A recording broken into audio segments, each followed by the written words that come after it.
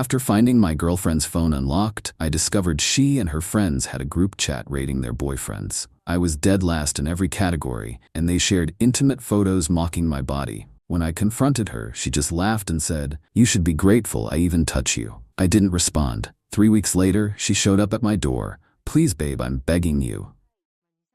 Never thought I'd be one of those guys posting revenge stories, but here we are. Still can't believe how quickly 4 years of my life went up in flames, or how little they actually meant to her. I'm 32, run my own IT security firm. Amber was 29, worked in marketing at a fashion company. We met at a friend's wedding, hit it off immediately. Smart, gorgeous, way out of my league. At least that's what I thought at the time. Turns out she thought so too. 3 weeks ago, Amber left her phone on the coffee table while she showered. It was unlocked. Not that I was snooping, but a group chat notification popped up that caught my eye. Boyfriend rankings updated. With a laughing emoji. Something in my gut told me to look. Call it intuition or self-preservation, but I'm glad I did. The group chat was called BF Review Board, with Amber and 7 of her friends. Women I'd met, had dinner with, even vacationed with. Women who smiled to my face while apparently laughing behind my back for years. They had a detailed spreadsheet rating their boyfriends in categories: income, body, sexual performance, future potential, social status. Each category had scores and detailed comments. I scrolled through, stomach turning, as I realized I was dead last in every category. But the comments, those were what broke something inside me. At least he makes decent money, but God, those skinny arms. I always close my eyes and think about Chris Hemsworth. How do you not laugh when he gets naked? Send another pic of his chicken legs. And there they were. Private photos of me changing after a shower, sleeping, getting dressed. Photos I never knew existed. Photos Amber had taken secretly and shared with her friends. My body, my most intimate moments, dissected and mocked by women who'd eaten at my dinner table. The worst part? Amber had written most of the cruelest comments. "He thinks I'm going to marry him. Can you imagine being stuck with that mediocrity forever? But his company's valuation is rising, so I'm waiting for the right moment." I took screenshots of everything, then put her phone back exactly where it was. When she got out of the shower, I acted normal. Completely normal. Asked about dinner plans, discussed weekend options. Inside, I was already gone. The next day, I casually mentioned something about her friends' group chat. Her eyes narrowed. "Did you go through my phone?" I saw the notification. "Interesting ranking system you guys have. It's just a stupid game. Why are you making this into a big deal?" "I'm not making it anything, just curious why I'm ranked last in every category." She rolled her eyes. "Oh my God, it's just for fun. Everyone exaggerates for laughs. Even the secret photos of me naked? Those for laughs too?" Her expression changed, defensive to dismissive in seconds. "Don't be so sensitive. Guys share worse stuff about women all the time." "I don't." "Well, aren't you just perfect then?" She crossed her arms. "Look, if you can't handle a little joke, maybe that proves my point about your ranking. So 4 years together and I'm just a joke to you?" She laughed then, a cold sound I'd never heard from her before. "You should be grateful I even touch you. Do you know how many guys would kill to be with me?" I didn't respond, didn't yell, didn't give her the satisfaction of seeing me hurt. Just looked at her for a long moment, then walked out of the room. That night, I slept in the guest room. The next morning, I called my lawyer, my accountant, and my business partner. I had work to do. See, what Amber didn't understand about dating an IT security specialist is that I know how systems work, including social systems. I understand vulnerabilities, access points, and how to execute a clean exit strategy. And I had just the plan. First, the practical matters. We weren't married, but we'd been living in my condo for 3 years. Amber had never paid toward the mortgage, but had been talking about putting her name on the deed for tax purposes. Thankfully, I'd always delayed. I contacted my property manager and arranged for the locks to be changed the following week when Amber would be at her company's 3-day marketing retreat. Then, I methodically began separating our digital lives, removing her access from my accounts, subscriptions, and backup cloud storage. Most importantly, I secured my company data. Amber had occasionally helped with some marketing materials and had access to some non-critical systems. All of that had to go. The personal stuff was trickier. 4 years together means intertwined lives, photos, memories, mutual friends. I didn't want any of it anymore. But I also didn't want a dramatic scene, so I planned a controlled demolition instead. For the next week, I was the perfect boyfriend. Attentive, thoughtful, normal. Meanwhile, I quietly moved my important documents and irreplaceable items to my office, redirected my mail, prepared a new place to stay temporarily. The day Amber left for her retreat, I helped her pack, kissed her goodbye, and then executed everything in sequence. First, I moved out what mattered to me, about 20% of the condo's contents.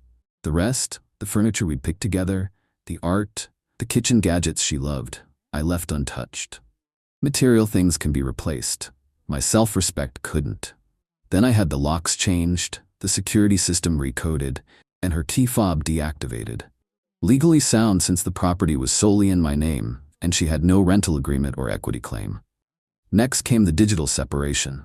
I didn't just block her. That would be too obvious. Instead, I set up forwarding rules and filters. Her messages would appear delivered, but would actually go to a separate folder I'd never have to see. Her calls would ring, but go straight to voicemail. To her, it would seem like I was just ignoring her. In reality, I would never even know she was trying to reach me. The third step was the social firewall. I didn't blast her publicly. That's amateur hour. Instead, I sent individual messages to 10 mutual friends I actually cared about. Included screenshots of what she'd said about me, about them. Oh yes, her friends rated them too. And about their partners. No commentary needed. Just evidence. For my business contacts, I sent brief professional notes explaining that Amber and I had parted ways and to direct any communications to my official channels only. Then I checked into a high-end hotel across town, ordered room service, and slept better than I had in months. Amber's retreat ended early on the third day. I know because the security cameras I'd installed at the condo, which she never knew about, sent me alerts when she tried to enter. I watched remotely as she discovered her key didn't work, her code was rejected, and her increasing panic as she realized what was happening. The first text started at 8:42 p.m. What the hell? My key doesn't work. Are you serious right now? Answer me. I didn't, of course. Didn't even see them until much later when I checked that filtered folder. A week later, she emailed me a spreadsheet of her supposed contributions to our household expenses over 3 years, demanding her fair share of the joint purchases we'd made. I didn't respond. Never opened the attachment. That money was the cheapest price I could pay to learn who she really was. Her friends started texting next. The loyal defenders sent to make me feel guilty. They got the same digital black hole treatment. By the second day, she was at my office. My staff had been briefed. Polite, professional, but absolutely no access and no information about my whereabouts. The security footage showed her screaming at my assistant, demanding to know where I was. My assistant, Kate, handled it beautifully. Calm, emotionless, and with security on speed dial. By the end of the first week, the social implosion was complete. Those screenshots had worked their way through our social circle. Amber's friends had turned on each other, realizing they'd all been subjects of mockery too. Their little ratings club had become mutually assured destruction. It was during the second week that Amber's marketing firm went through an unexpected security audit. Nothing to do with me, officially. But when auditors discover an employee has been using company servers to store and share unauthorized explicit images, there are protocols that must be followed. Employment terminated. Legal team notified. Personal items shipped to her sister's address, where she'd been staying since finding herself locked out of my condo. By week 3, Amber was effectively homeless, crashing with her sister, jobless, and socially radioactive. Not a single mutual acquaintance would touch her situation. The perfect boyfriend she'd mocked had disappeared, leaving only scorched earth behind. That's when she showed up at my hotel. Still don't know how she found me. Probably bribed someone at my office. She was waiting in the lobby when I returned from a business dinner. Please, she sobbed, makeup streaking down her face. Please, I'm begging you, just talk to me. I walked past her toward the elevator. I lost my job. I have nowhere to go. My sister's kicking me out. The elevator doors opened. I stepped inside. You can't just throw away 4 years. I made one mistake. As the doors began to close, I finally spoke. Actually, it was 137 messages over 2 years, I counted. The doors shut on her shocked face. That night, she emailed me, somehow getting through my filters, with a desperate proposal. She'd sign a non-disclosure agreement, never contact me again, if I'd just help her with 1 month's rent on a new place. I had my lawyer respond with a single document, a complete record of the explicit photos she'd taken without consent and shared without permission, along with the relevant statutes regarding invasion of privacy and revenge porn. Except in this case, she was the perpetrator and I was the victim. No threats, just facts. Never heard from her again. It's been 2 months now. I'm back in my condo, which I've completely redecorated. My company landed 2 major contracts, partly because clients appreciate working with someone who handles security breaches decisively and discreetly. I've started dating again, cautiously.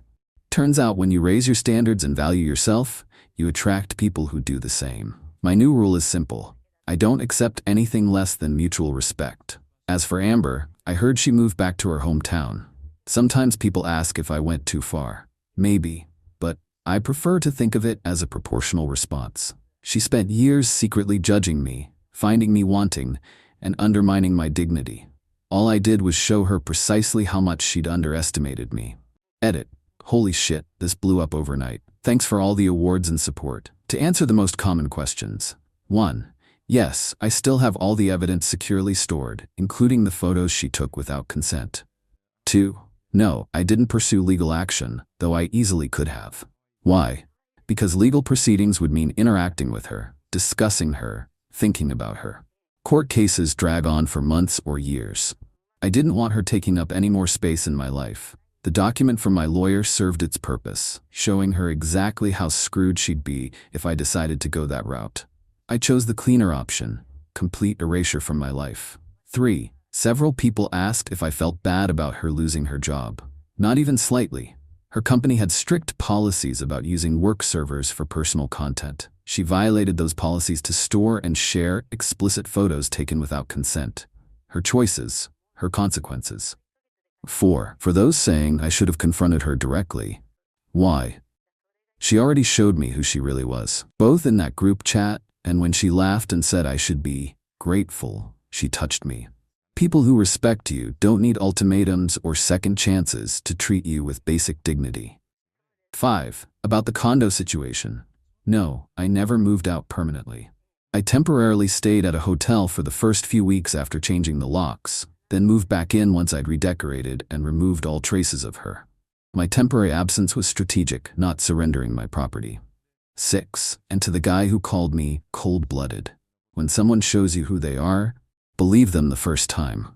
Being calculating isn't the same as being cruel. I didn't destroy her life, I simply removed myself from it completely and let her experience the natural consequences of her actions. Sometimes the best revenge isn't making someone suffer. It's making them irrelevant.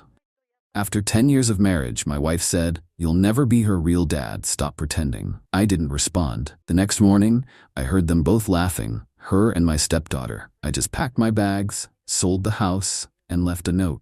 "You're right. I'm not her real dad, and you're not my real family." It's funny how 10 years of your life can be erased with a single sentence. 10 years of packing lunches, helping with homework, going to parent-teacher conferences, and teaching a kid how to ride a bike. All of it, gone in a puff of smoke. It happened last Tuesday.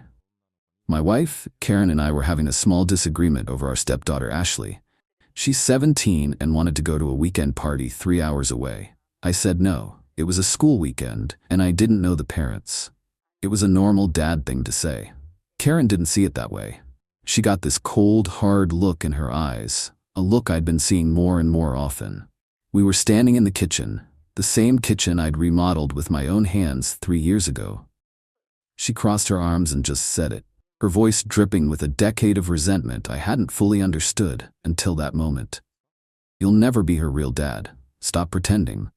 I didn't respond. I didn't yell. I didn't say a word.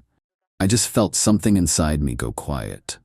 It was like a switch being flipped off. The part of me that tried, the part that cared, the part that saw us as a family, it just shut down. I had met Karen when Ashley was 7.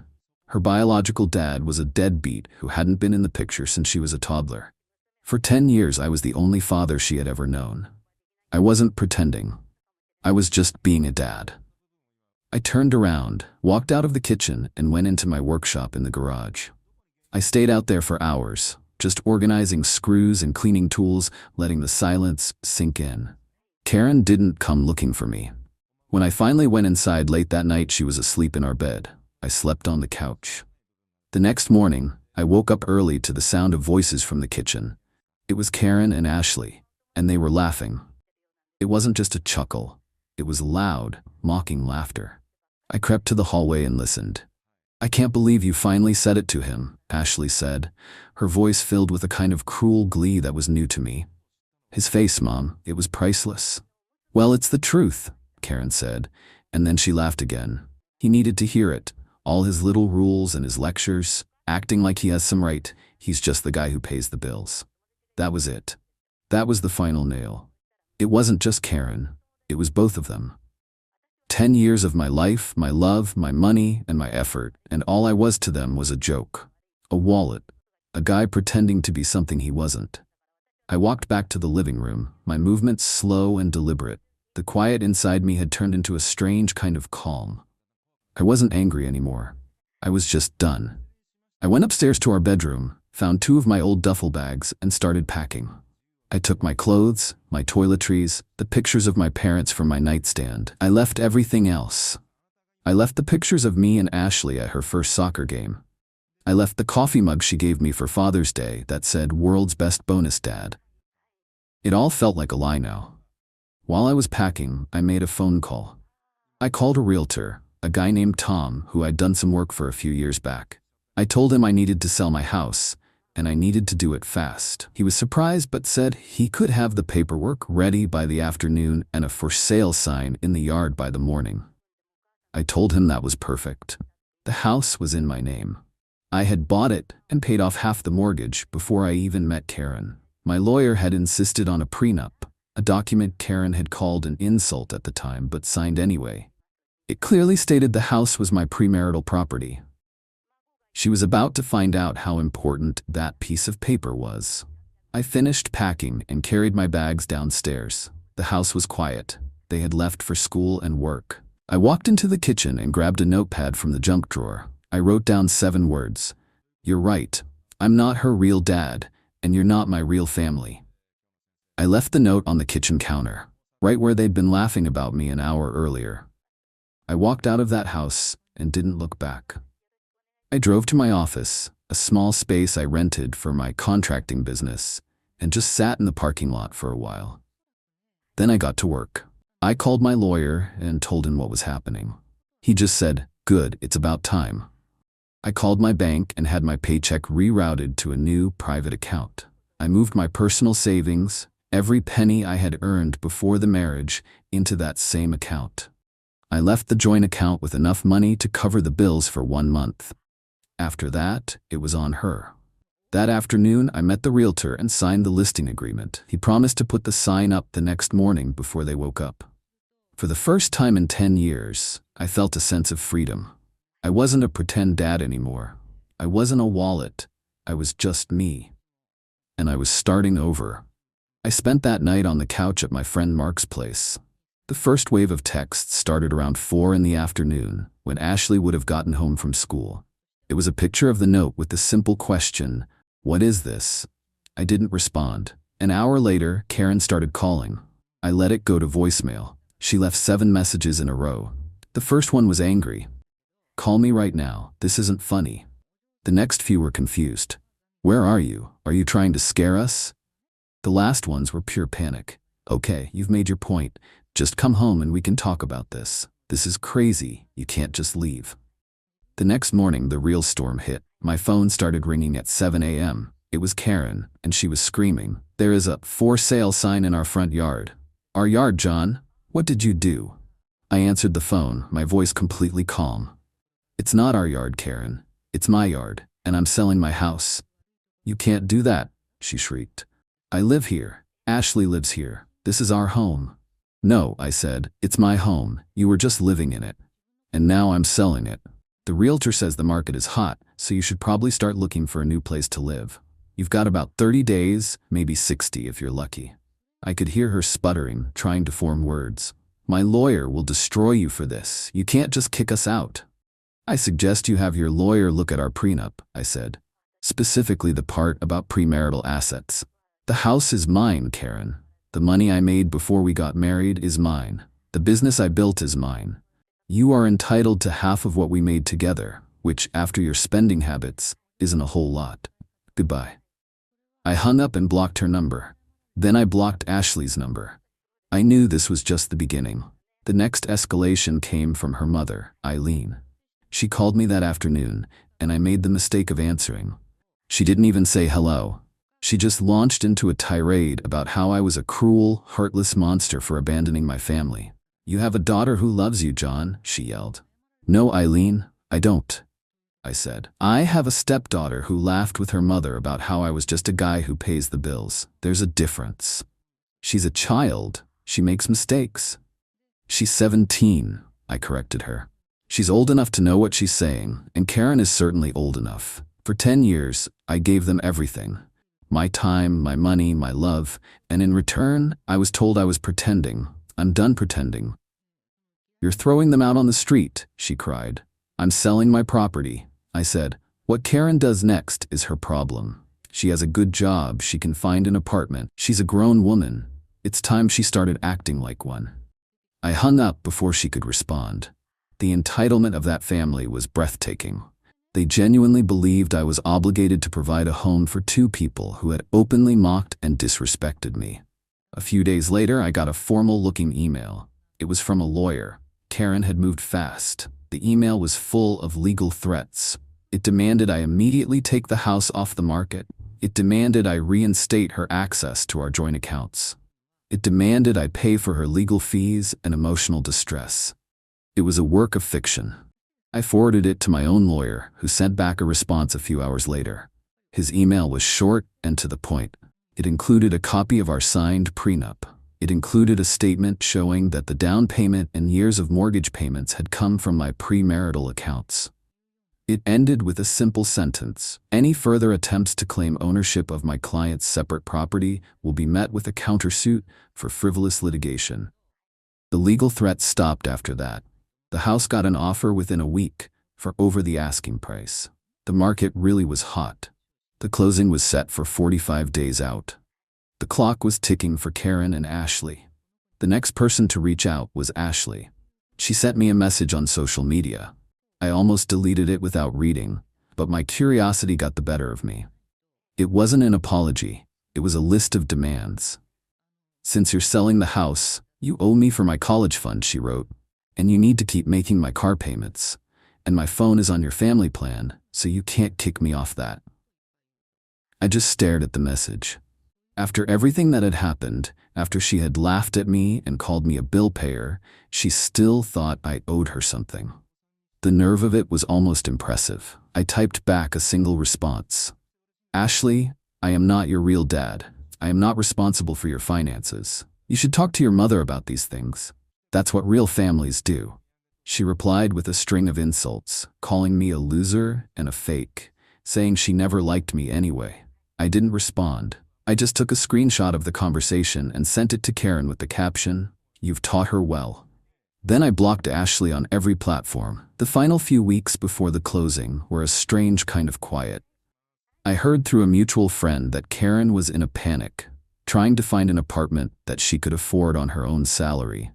Apparently, she had been looking at places that were way out of her price range, still expecting the lifestyle I had provided. The reality of her new financial situation was hitting her hard. This mutual friend, Sarah, called me a few days before the closing. She sounded awkward. "Hey, John, Karen's been calling me, freaking out," Sarah said. "She wanted me to ask you if you'd consider giving her some of the money from the house sale just to help her get on her feet." "Did she tell you why I'm selling the house?" I asked. "She said you two had a fight and you overreacted." I just laughed. "She told me I'm not Ashley's real dad and that I should stop pretending." Then I overheard her and Ashley laughing about how I'm just the guy who pays the bills. So I decided to stop paying the bills. "The prenup is clear, Sarah. The house is mine, She'll get her share of our marital assets, and that's it. I'm not a bank." Sarah was quiet for a moment. "Wow, she left that part out. I'm sorry, John. I won't bother you again." The day of the closing, my lawyer handled everything. I signed the papers in his office, and the money was wired to my new private account. After my lawyer took his fees, I had him cut a check to Karen for her legal share of the marital assets. It was a respectable amount, enough for a down payment on a small condo or to cover rent for a few years. But it wasn't the lottery ticket she thought she was getting. It was a clean break. My lawyer sent her the check via courier, along with a final set of divorce papers. I didn't want to see her again. That night, I was at my new apartment, a small 2-bedroom place I was renting downtown. It was empty except for a mattress on the floor and a few boxes, but it was mine. My phone rang. It was an unknown number. I answered. It was Karen. She must have gotten a new phone. She wasn't yelling. Her voice was quiet, defeated. "I got the check," she said, "and the papers." "Okay," I said. "Is this really it, John?" she asked. 10 years. You're just throwing it all away over one stupid comment?" "It wasn't one comment, Karen," I said. "It was 10 years of you feeling that way and just not saying it. It was you and Ashley laughing at me. It was you thinking of me as a wallet. The comment didn't end our marriage.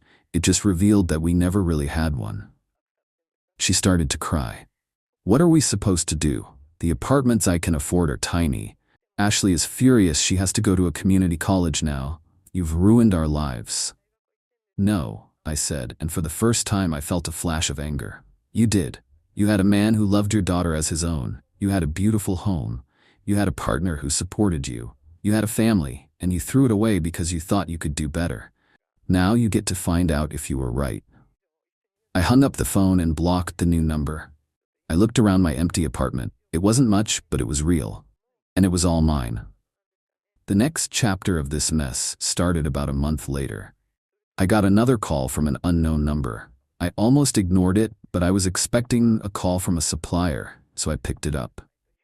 A man's voice, rough around the edges, asked if I was John. I said I was. "My name is Rick," he said. "I'm Ashley's father, her biological father. Karen called me last week. Sounds like I need to hear your side of the story." My first thought was that this was another trap. Karen, desperate, had tracked down the deadbeat dad to use as a weapon against me. I agreed to meet him, but on my terms. A public place, a diner downtown, the next morning. I wanted a witness, so I asked my friend Mark to sit at a nearby table, just in case. Rick was a long-haul trucker, just passing through town. He looked tired, but he looked me straight in the eye when he shook my hand. He told me Karen had called him out of the blue, crying, telling him I was an abusive monster who had thrown her and Ashley out on the street and was trying to leave them with nothing. He said he was on his way to confront me when he decided to do a little digging first. He found out I had a good reputation in town, that my business was solid. It didn't line up with the story she was telling. So I told him everything. I told him about the last 10 years. I told him about the comment and about overhearing them laughing in the kitchen. I showed him the screenshot of Ashley's texts demanding a college fund and car payments. He just shook his head, looking disgusted. "I was a deadbeat," he said, his voice low. "I ran out on them, and I own that. I was a bad father. But I never pretended to be something I wasn't. What they did to you, after you stepped up and did the job I didn't, that's just cold." He told me he had no intention of getting back with Karen. He just wanted to see his daughter. He asked me what she was really like. I was honest. I told him she was smart, funny, and athletic, but that her mother and grandmother had filled her head with entitlement. I told him she was a good kid underneath it all, but she had been taught to see people for what they could give her. We talked for almost 2 hours. It was one of the strangest conversations of my life. At the end, he thanked me for being honest. He said he was going to see Ashley, but not to save her from me. He was going to give her a reality check that was long overdue. A week later, Rick called me again. He said his conversation with Ashley had been a disaster. He had tried to explain to her that the world didn't owe her anything, that she had disrespected the only father she had ever known, and that she needed to apologize. She had just screamed at him, called him a loser for abandoning her, and told him she didn't need another fake dad in her life. Karen's final, desperate move was an attack on my business. She found out the name of one of my biggest clients, a development company run by a sharp woman named Diana. Karen left a long, rambling voicemail on Diana's office phone, claiming I was emotionally unstable, going through a messy divorce, and that I couldn't be trusted to manage a project. Diana called me immediately. This was a serious problem. My reputation is everything in my line of work. I asked Diana if I could meet with her in person. I walked into her office, sat down, and laid out the facts. My ex-wife is unhappy with the terms of our prenup, I said. She is trying to damage my reputation to gain leverage. It will not affect the project. My personal life is my own, but I can assure you that my professional commitments are solid. Diana just nodded. I've been in this business a long time, John. I know a bitter ex when I hear one. Don't worry about it. Just keep up the good work. Karen's attempt to ruin my livelihood had failed. In fact, it had probably made my professional relationship with Diana stronger. The last I heard, Karen and Ashley are living in a small, 2-bedroom apartment across town. Karen had to get a second, part-time job to make ends meet. Ashley is working at a fast food restaurant to save money for community college. Rick, her real dad, sends her a little bit of money when he can, but he told me he attaches a note to every payment that says, "This is what happens when you take good people for granted." I saw Karen once a few months ago at the grocery store. She was with some new guy who looked like he was already tired of her. She saw me, and for a second I thought she was going to say something. But I just gave her a polite nod, turned my cart, and walked down the next aisle. I didn't feel anger. I didn't feel anything at all. I was just a guy buying groceries, and she was just a stranger. Life settled into a new normal after that. I focused on my business, started working out again, and spent weekends hiking with my dog. The peace was incredible. I hadn't realized how much low-grade stress I had been living with for 10 years until it was gone. The constant need to manage Karen's moods, to try and connect with a stepdaughter who saw me as an obstacle, the endless judgment from her mother, it was like a background noise I had gotten so used to, I didn't even hear it anymore. Now, all I heard was silence. About 6 months after the divorce was finalized, I got a call at my office. My assistant said there was a man named Dave on the line who needed to speak with me about a personal matter related to Karen. The name didn't register at first, and then it hit me. That was the name of the guy I'd seen her with at the grocery store. My first instinct was to tell my assistant to hang up. I didn't want any more drama, but curiosity won. I told her to put him through. His voice was tense. "John? My name is Dave. I know this is a weird call. I got your business number from a contractor who worked on your old house. I'm the guy. Well, I'm Karen's boyfriend." "Okay," I said, leaning back in my chair. "Look, man, I'm not trying to start anything," he said, his voice dropping. I feel like I'm going crazy, and I have a feeling you're the only person on the planet who would understand. Can I buy you a beer? 5 minutes of your time? That's all I'm asking."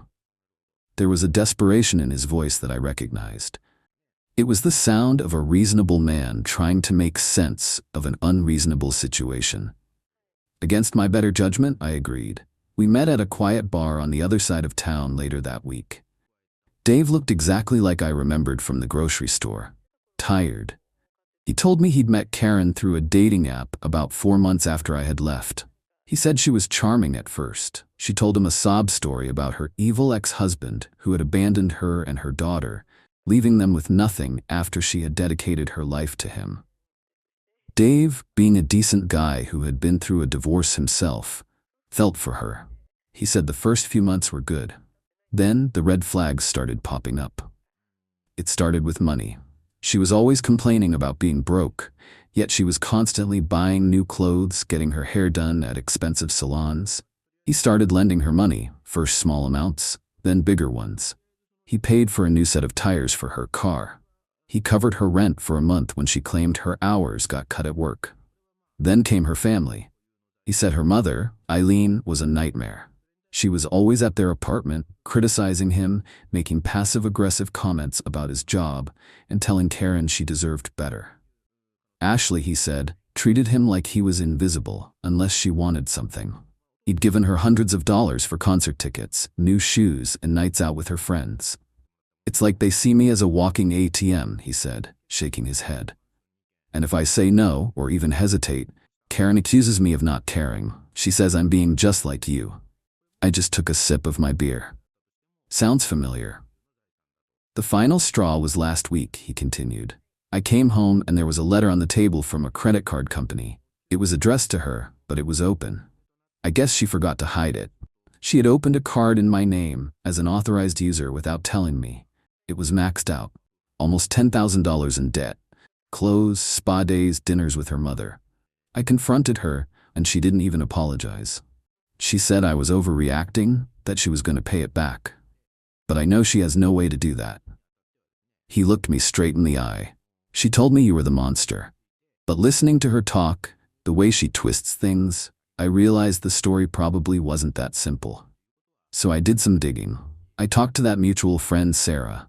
She told me the real story, about the prenup, about what you overheard them saying in the kitchen. I just nodded.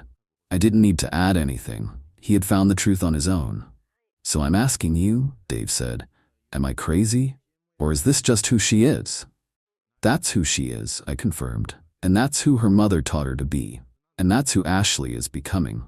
They see men as a resource. When one runs dry, they move on to the next. I'm sorry you got caught in the middle of it. He looked relieved, like a man who had just been told his diagnosis wasn't all in his head. What did you do? He asked. How did you get out? I just stopped, I said. I stopped paying. I stopped pretending. I stopped caring what they thought of me. The second you cut off the money, you'll see their true colors. But you have to be ready for the war that follows. They will try to destroy your reputation. They will call you a monster to anyone who will listen. You just have to be prepared for it. We finished our beers and shook hands. He thanked me again. I told him to be careful. As I walked out of the bar, I felt a strange sense of pity. Not for Karen, but for him. He was at the beginning of a messy, ugly road that I had just finished traveling. That conversation was the real end for me. It confirmed that my decision wasn't an overreaction. It was a survival instinct. Karen hadn't changed, and she never would. She was just looking for a new host. A few months after that, I got a text from a number I didn't recognize. It was from Ashley. It was long, and it wasn't a demand. It was the closest thing to an apology I think she was capable of writing. She told me that Dave had left her mom. He had apparently taken my advice, documented everything, and ended it cleanly. He had even threatened to press charges for the credit card fraud, which made Karen back down immediately. Ashley said that seeing her mom go through the exact same cycle with another man had been an eye-opener. She said that her real dad, Rick, had been talking to her, making her face some hard truths. I was a brat, she wrote. You were good to me and I treated you like dirt because my mom and grandma told me I could. I'm sorry. I know it's too late, but I just wanted to say it. I thought about it for a long time before I replied. Part of me wanted to ignore it. But another part of me remembered the 7-year-old girl who had been so excited to show me her report card. I texted back, I appreciate that, Ashley. I wish you the best. It was all that needed to be said. Life is quiet now. I sold my business last year to a larger company and retired early. I bought a small house on a few acres of land out in the country. My dog is old now, but he loves the space. I fish and I work in my woodshop. I see my friend Mark on the weekends. It's a simple life, but it's real. The drama is gone. Building my own life, on my own terms, was the only project that ever really mattered. I poured a whiskey and enjoyed the silence. My fiancée disappeared on her birthday. She returned the next morning and said, I'm an adult. I don't need to report my whereabouts to you. I replied, fair enough. Then I showed her the Instagram story her friend posted of them at a 5-star resort with guys. When she realized she was tagged, look, I'm not the kind of guy who needs to know where my girlfriend is every second of the day. We're both adults. We have our own lives.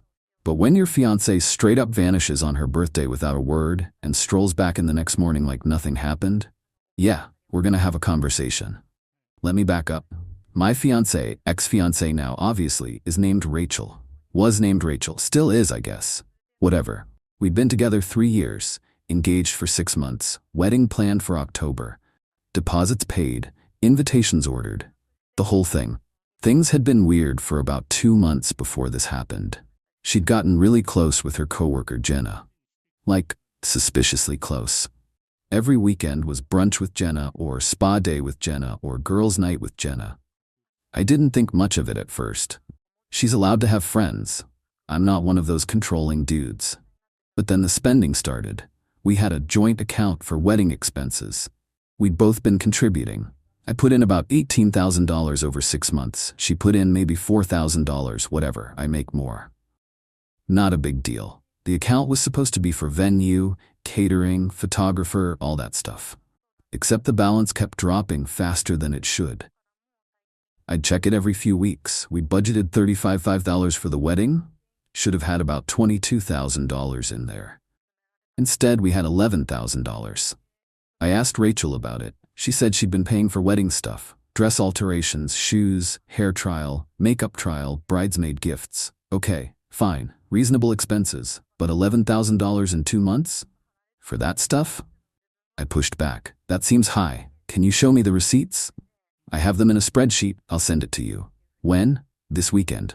Weekend came and went. No spreadsheet. I asked again Monday. She said she forgot. Asked again Wednesday. She got defensive. Why are you interrogating me? You don't trust me with money? I just want to see where $11,000 went. And I told you I'll show you. Stop nagging me. Red flag. But I figured I'd wait for her birthday, then sit down and go through it together. Give her one more chance to be transparent. That conversation never happened. Then came her birthday. May 15th. She turned 28. I'd planned a nice dinner, made reservations at this Italian place she loves. Bought her a necklace she'd been eyeing. Nothing crazy, like $800. Wrapped it nice, had flowers delivered to her office. She seemed off all day, texting constantly, smiling at her phone. When I asked what was up, she said, nothing, just excited for tonight. We were supposed to meet at the restaurant at 7. I got there at 6:50. Waited. 7 came and went. 7:15, 7:30. I texted her. Where are you? No response. Called. Straight to voicemail. Called again. Voicemail. By 8, I was worried, like genuinely concerned something had happened. I called her sister. Hadn't heard from her. Called her mom. Nothing. I called Jenna. Oh, Rachel's fine. She's just having fun with us. She'll text you later. And she hung up. What? Having fun with us? It's her birthday dinner. With me. Her fiancé. I sat in that restaurant for another 20 minutes, looking like an idiot, before I paid for my water and left. Drove home. She wasn't there. Her car was still in the driveway though, which was weird. I checked the house. Some of her stuff was gone. Overnight bag. Makeup. The nice dress she'd bought last week. Okay. So she'd planned this. She didn't forget. She deliberately ditched me. I texted her again. Rachel, I'm worried. Please let me know you're safe. Nothing. I tried calling Jenna again. Blocked. I didn't sleep. Spent the whole night alternating between worried and pissed. Mostly pissed. Around 8:30 the next morning, I heard a car pull up. Door opened. Rachel walked in. She looked fine. Not hungover, not upset. Just fine. Actually, she looked great. Hair done. Makeup perfect. Same dress from last night, but somehow not wrinkled. Hey, she said like nothing happened. Where were you?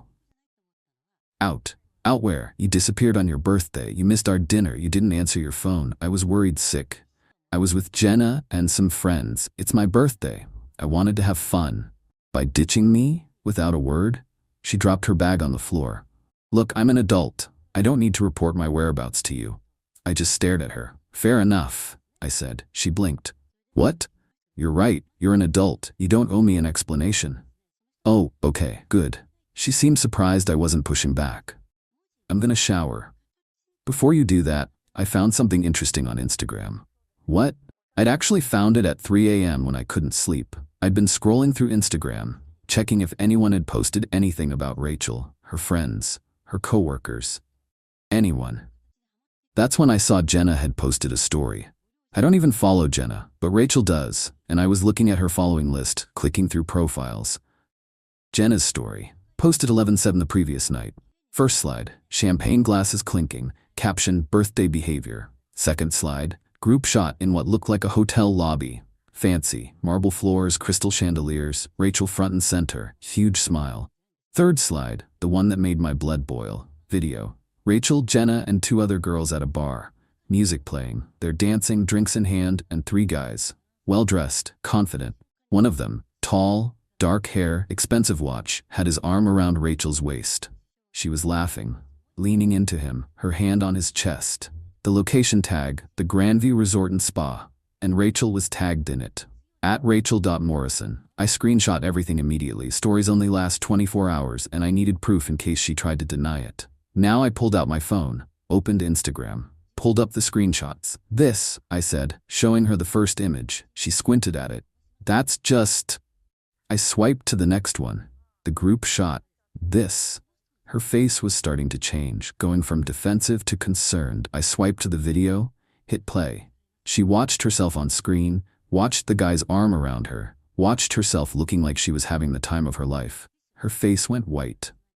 When did you? This morning. Jenna posted it on her story around 11 p.m. last night. You're tagged in it, which means all your followers can see it, including me, including your mom, including everyone we sent save the dates to. Her hand went to her mouth. Oh my God. This morning, Jenna posted it on her story. You're tagged in it. I can explain. Can you? We just went for drinks. That's it. At the Grandview Resort, 2 hours away. That requires an overnight stay, which explains why you're just now getting back. We got a room, yes, but nothing happened. Who are those guys? Just friends of Jenna's. Friends who pay for 5-star resort rooms? Silence. Let me guess. They paid for everything. Rooms, drinks, dinner. What does that matter? It matters because you ditched your fiancé on your birthday to go party with strange men at an expensive resort. They're not strange. Jenna knows them. I don't know them. You never mentioned them. And you're in that video looking real comfortable with one of them. It's not what it looks like. Then what is it? She didn't have an answer. Here's what I think, I said. I think you and Jenna have been doing this for a while. These girls' nights that cost hundreds of dollars. The spa days at places we can't afford. All of it funded by guys you meet up with. That's not? Check your bank account. What? I pulled up our joint account on my phone, showed her the transaction history. May 3rd, $450 charged to your credit card at Elevation Lounge. That's a club downtown. Bottle service minimum. May 10th, $380 at Azure Spa. That's not a regular spa. That's the kind of spa with champagne service and caviar facials. April 28th, $620 at some restaurant I've never heard of. I scrolled through 2 months of charges, thousands of dollars. Where did this money come from, Rachel? I've been saving. Bullshit. You make $52,000 a year. Your half of rent is $900. Car payment is $340. Student loans are $280. That's not even counting food, gas, utilities. There's no way you have thousands of dollars to blow on spa days and bottle service. She was panicking now. I could see it. Who's paying for this? I asked. No one. Rachel, do these guys pay for everything when you and Jenna go out with them? Long pause. Sometimes. In exchange for what? Nothing. Just company. They like having attractive women around when they're out. It makes them look good. So you're an escort. I am not. You're taking money and gifts from men in exchange for your company. That's escorting, Rachel. It's not like that. Then explain it to me. Because from where I'm sitting, my fiancé has been lying to me for months, spending money we don't have, ditching me on her birthday to go party with rich guys at expensive resorts. Help me understand how that's not exactly what it looks like. She sat down on the couch, put her head in her hands. It started as just fun. Jenna's friend knew these guys. They're finance guys or something. They offered to pay for dinner if we'd hang out with them. It wasn't a big deal. When? Like 3 months ago. 3 months, right around when the weird behavior started, and it escalated from there. They started inviting us to nicer places. Clubs, resorts, trips. They'd pay for everything. It felt nice being spoiled. By men who aren't your fiancé. You don't spoil me like that. I bought you an $800 necklace yesterday. I planned a birthday dinner. I've been saving for our wedding. I know, but what? I don't make enough? I'm not exciting enough. It's not about you. It's absolutely about me. You chose to lie to me. You chose to spend time with other men. You chose to take their money. You chose to ditch me on your birthday. She was crying now. I'm sorry, I made a mistake. Multiple mistakes, over 3 months. I stood up. Went to our bedroom, grabbed her overnight bag that she'd just brought back, brought it to the living room. What are you doing? You need to leave. Jake, no. This relationship is over, Rachel. We can fix this. I'll stop seeing them. I'll block Jenna. You should have done that 3 months ago, before you decided random rich guys were more important than your fiancé. I made a mistake. You made dozens of mistakes. You lied to me. You betrayed my trust. You took money from our wedding fund. I didn't. The account is down $11,000, Rachel. Where did it go? She didn't answer. I checked the statements this morning. 6 withdrawals over 2 months, all cash. $3,000, $2,500, $2,000, $1,500, and 2 at $1,000 each. Exactly $11,000. It's our money. That was earmarked for the wedding, a wedding you apparently don't give a shit about. That's not true. Then why did you steal from it? Why did you blow it on bottle service and designer bags while I've been working overtime to save for our future? She had no answer. Pack your stuff. You're staying somewhere else tonight. This is my apartment too. No, it's not. You're not on the lease. You've been living here rent-free because I covered everything. Legally, I'd have to give you 30 days notice to move out. But I'm asking you to leave now, voluntarily. You can stay at your sister's, your mom's, wherever. But I don't want you here. Where am I supposed to go? Call Jenna. I'm sure one of her rich friends will put you up. Or call your sister. But you're not staying here. You can't just kick me out. I'm not kicking you out. I'm asking you to leave. If you refuse, I'll start the formal eviction process tomorrow. Either way, this is over. Your choice how difficult you want to make it. She started crying harder. Jake, please. You need to leave now. She packed, took her stuff. Her sister picked her up an hour later.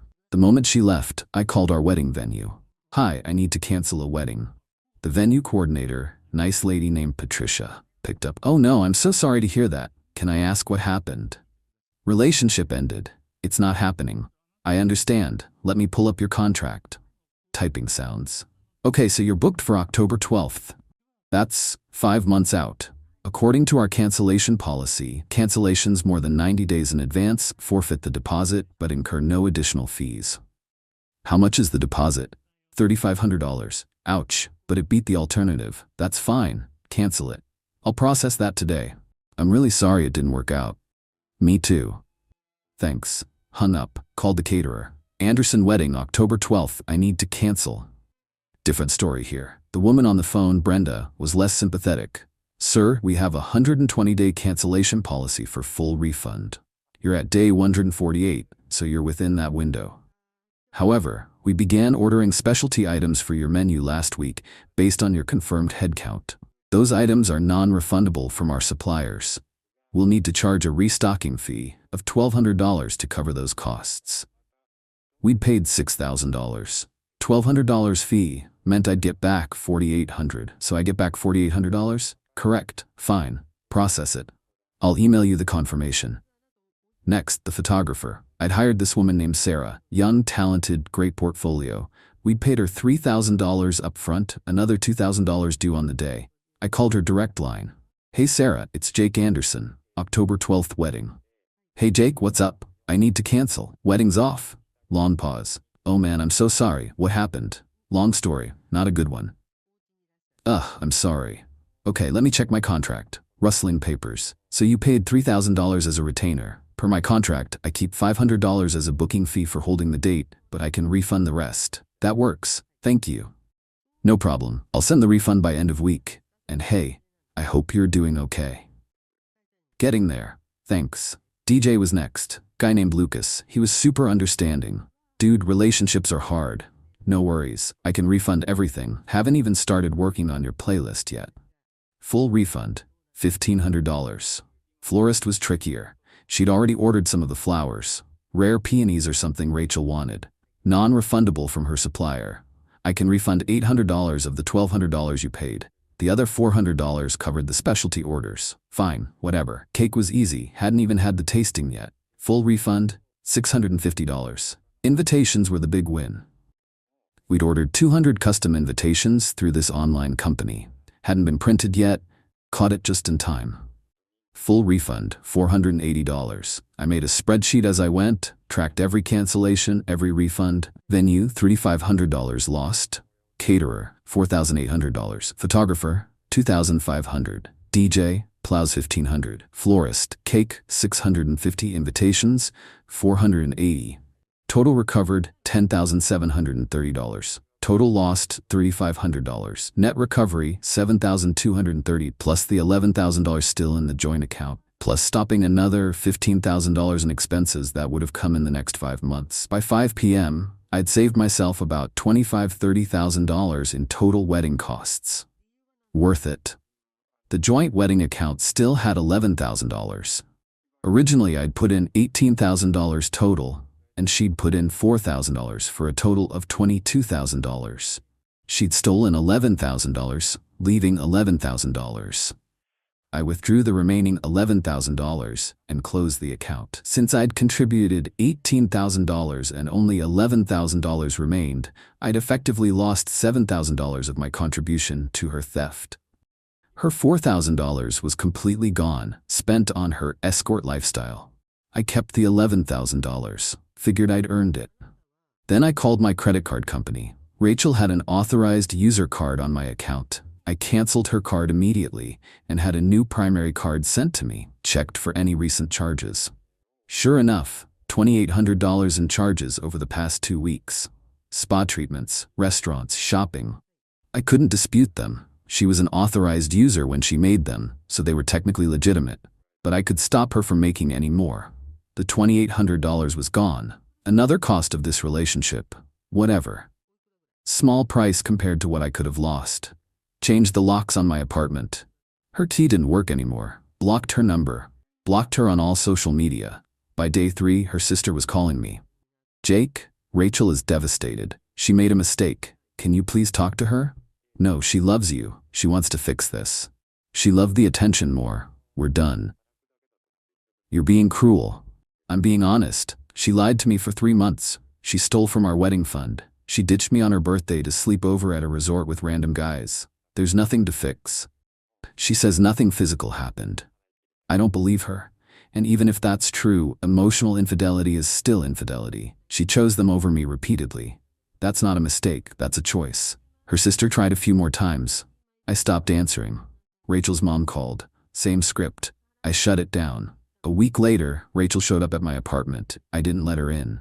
Jake, please, I'm sorry. I'll do anything. It's done, Rachel. I love you. You loved what I provided. Stability, someone to pay the rent while you played sugar baby on the side.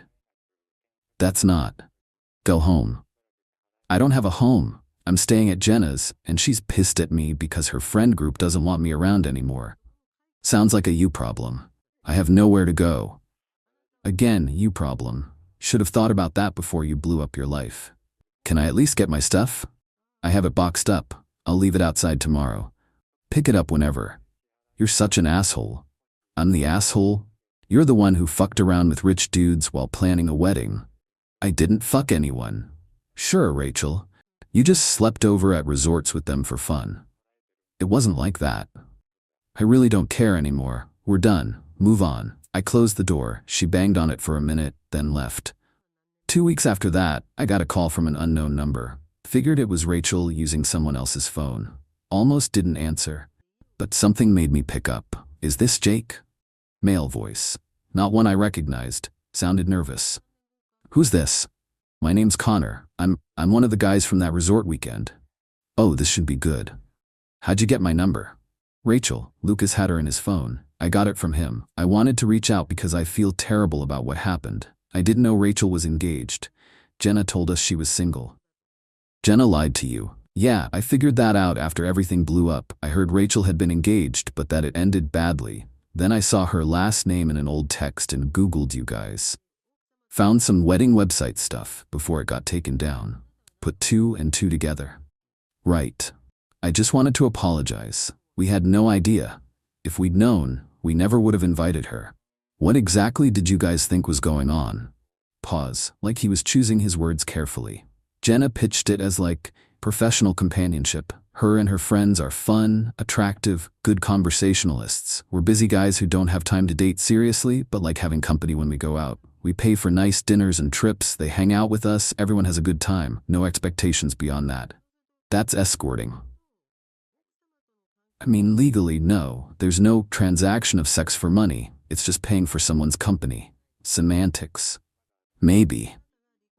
But it's a thing, more common than you'd think. And you didn't think it was weird that these women needed money to hang out with you? Honestly? No. We're not relationship material. We work 80-hour weeks. We travel constantly. We're not looking for girlfriends, but we like going to nice places and having fun people around. It's mutually beneficial. Sure. Look, I'm not trying to justify it. I'm just explaining how Jenna framed it. She said all the girls were single, unattached, just having fun. Did Rachel sleep with any of you? Long pause. Not me. But someone? Another pause. I think maybe. I'm not sure. She and my buddy Lucas left the bar together that night at the resort around midnight. Went back to his room. I didn't see her again until the next morning at breakfast. There it is. What was she like? Rachel? Yeah. She seemed, I don't know, conflicted. Like she was having fun but felt guilty about it. She kept checking her phone, texting someone. When Jenna posted that Instagram story, Rachel freaked out, made her delete it, but I guess it was too late by then. Yeah. I'd already screenshot it. Smart. For what it's worth, Lucas felt like shit when he found out about you. He ended things with her immediately. Blocked her number and everything. Good for Lucas. I know this doesn't change anything, but I wanted you to know. We're not homewreckers. We had no idea. I believe you. Thanks for calling. I'm really sorry, man, for whatever it's worth. Not your fault. You didn't know. I hung up. So she did cheat. Not that it mattered at that point. We were already done, but it was nice to have confirmation that my gut was right. 3 weeks later, I heard from a mutual friend that Rachel had moved in with her mom. She'd quit her job. Turns out she couldn't afford to stay in the city without my rent subsidy and her sugar baby income. Jenna had cut her off after the whole thing imploded. The finance bros wanted nothing to do with her once they found out she'd lied about being single. Turns out they had some ethics. Weird. Last I heard, she was trying to get her old college boyfriend back. Good luck with that.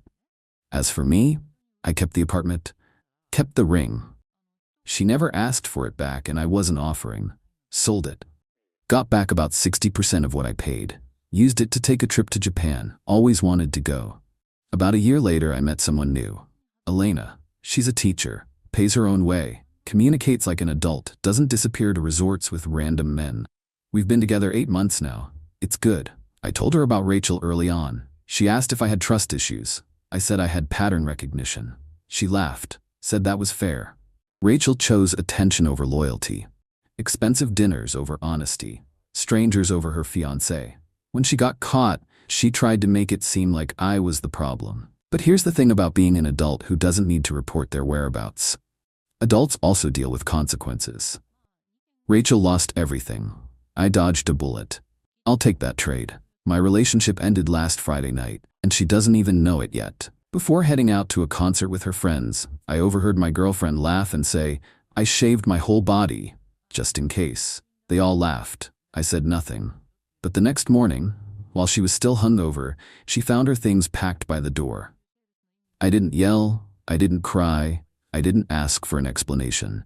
I just listened to that one sentence, and it was enough. The words echoed in my head all night while she was out. Just in case.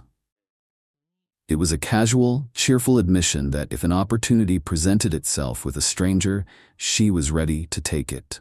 It was a joke to her and her friends, but to me, it was a bullet-point summary of her lack of respect for me and our 2-year relationship. Her name is Ashley. We lived together in my apartment. I say my apartment because my name is the only one on the lease, a fact that would become very important very quickly. She was getting ready in the bedroom with her 2 friends, Becca and Jess, while I was in the living room, ostensibly watching TV.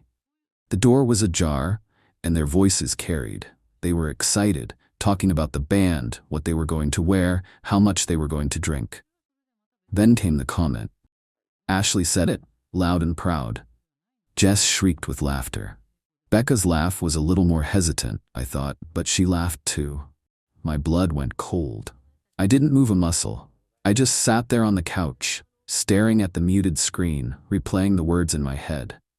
It wasn't just the cheating implication, it was the casual, premeditated nature of it.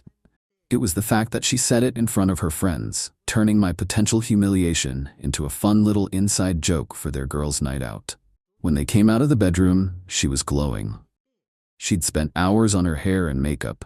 She was wearing a dress I'd never seen before. She came over and gave me a quick, performative kiss. "We're heading out," she said, her voice bright. "Don't wait up, it's gonna be a late one." "Okay," I said, my voice perfectly level. "Have fun.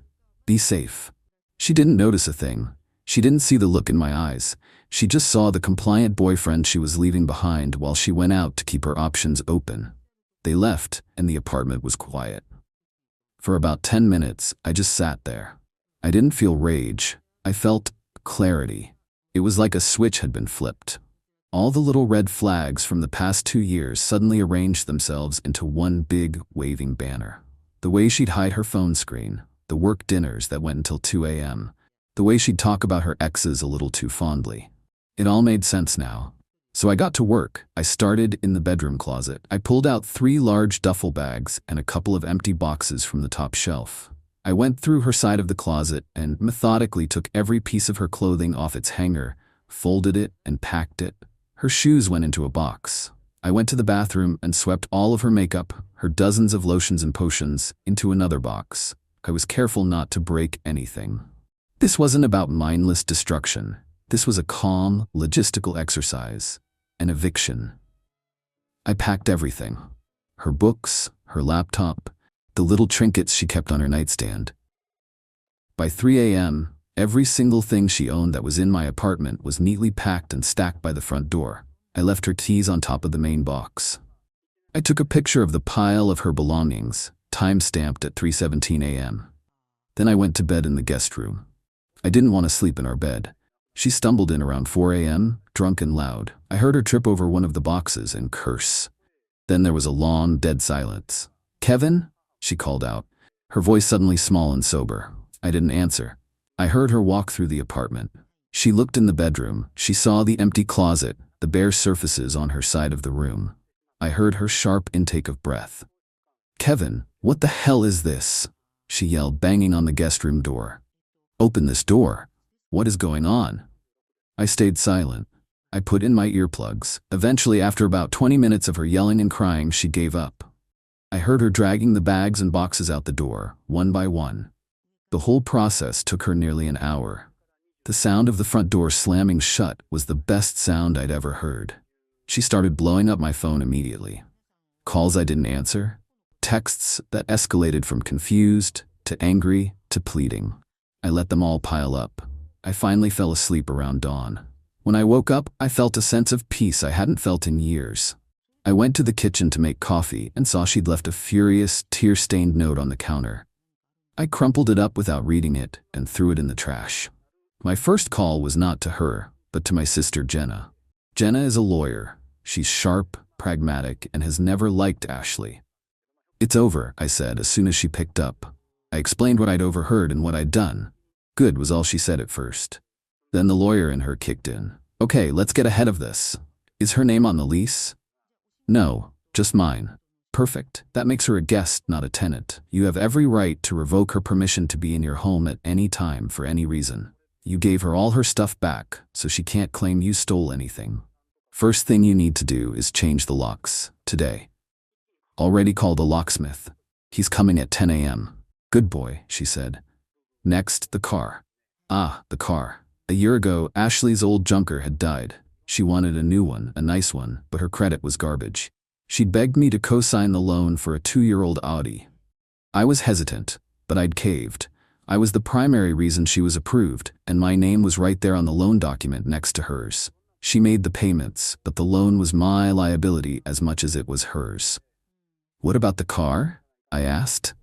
"As a co-signer, you have certain rights," Jenna explained. "You are equally liable for the debt, which also means you have a right to the asset if the primary borrower defaults or violates the terms of the loan agreement. Pull up that loan agreement right now. I want you to read me the section on delinquency and repossession." I had the original loan documents in my filing cabinet. I found the clause. It stated that if a payment was more than 30 days late, the lender had the right to repossess the vehicle without notice. It also had a clause about the cosigner's responsibilities, which included notifying the lender of any change in the primary borrower's circumstances that could affect their ability to pay, such as a change of address or employment.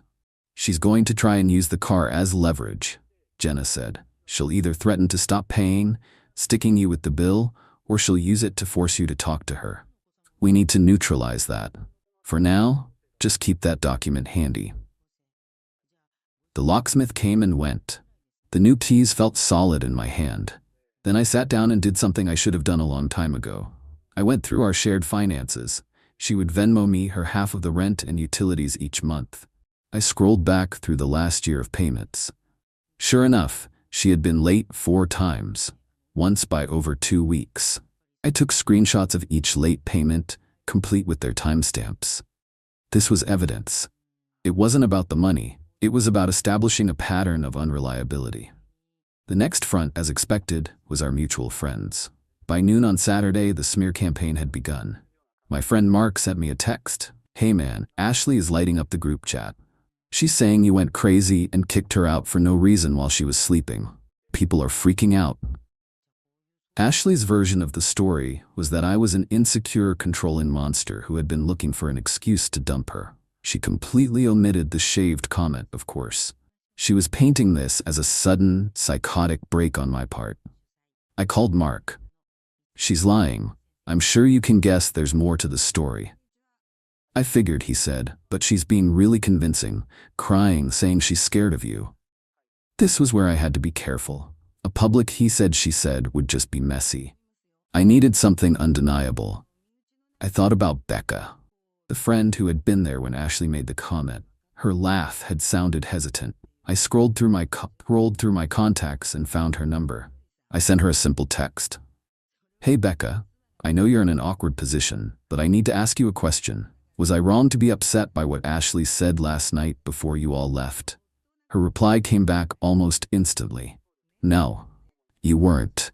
It was a crappy thing to say. I told her that in the car." This was my opening. She's telling everyone I kicked her out for no reason. Is there any chance you'd be willing to tell me what was said after that, in the group chat or whatever? I'm not trying to start a war. I just want the truth to be out there. I waited. For 10 minutes, nothing. I figured she didn't want to get involved. Then my phone buzzed. It was a screenshot from Becca. It was from their girls' group chat, timestamped Friday at 9:15 p.m., about 20 minutes after they had left my apartment. Jess had written, "That hot guitarist is totally checking you out, Ash." Ashley's reply was, "I know, right? Fingers crossed, lol. Good thing I came prepared." Becca's only contribution was a simple eye roll emoji. This was the smoking gun. It wasn't just a thoughtless comment. It was a plan, an intention. The joke continued long after she'd left my presence. I sent the screenshot to Mark. "This was the joke," I texted. "Feel free to share this in the group chat. I'm not going to argue with her, but people should see the truth." Mark's reply was swift. "Holy crap, okay, sending it now." I can only imagine the explosion that screenshot caused. Within an hour, I had texts from 3 other friends. "Dude, I'm so sorry. We should have known better. Ashley is insane." Her support network had evaporated. The narrative she was carefully crafting had been demolished by a single piece of evidence, provided by one of her own friends who had a conscience. Ashley, of course, went ballistic. She accused Becca of being a traitor. Becca, according to a later text from Mark, simply replied, "I'm not going to lie for you, Ashley. What you did was wrong." Becca then left the group chat. With the social firestorm handled, I turned my attention back to the car. I knew it was only a matter of time before she tried to use it against me. Sure enough, on Monday morning I got a furious email from her. Her number was blocked, so email was her only route. The subject was, "The car. You think you can just ruin my life and get away with it? You co-signed for my car." My car. "If you don't agree to meet me and talk this out like adults, I'm gonna stop making payments. Then let's see how your perfect credit score looks. The ball is in your court." It was exactly the threat Jenna had predicted, but instead of feeling panicked, I felt calm. She had just given me exactly what I needed. Her threat, in writing, was a clear statement of intent to default on the loan agreement. I didn't reply to her. Instead, I called the auto finance company. I got a loan officer on the phone and explained the situation calmly and factually. "Hello, my name is Kevin Miller. I'm the cosigner on loan number 788B4. The primary borrower is Ashley Benson. I'm calling because I have reason to believe the asset is at risk. Ms. Benson is no longer residing at the address on file, and I am not aware of her current stable address. Furthermore, she has notified me in writing of her intent to cease making payments in violation of the loan agreement." The loan officer was all business. "Do you have that notification in writing, sir?" "I do," I said. "It's in an email timestamped this morning at 8:42 a.m. I can forward it to you." "Please do. Send it to our collections department email. I'll give you the address. Once we receive that, we will open a case file." Given the stated intent to default and the instability of the borrower's living situation, we may need to secure the asset. "Do you have any information about the vehicle's current location?" I did. Mark had told me Ashley was crashing on Jess's couch. I knew where Jess lived. I gave the loan officer Jess's address. "I believe the car is typically parked on the street near this address." "Thank you, Mr. Miller. We'll take it from here. You'll be notified of any action taken." I forwarded Ashley's threatening email to the bank. Then I sat back and waited. I had simply provided the lender with true and factual information. I had reported a risk to their asset, as was my responsibility as a cosigner. Their actions were their own. 2 days later, on Wednesday evening, I was driving home from the gym when I decided to take a detour past Jess's apartment building. And there it was. A tow truck was hooking up Ashley's Audi.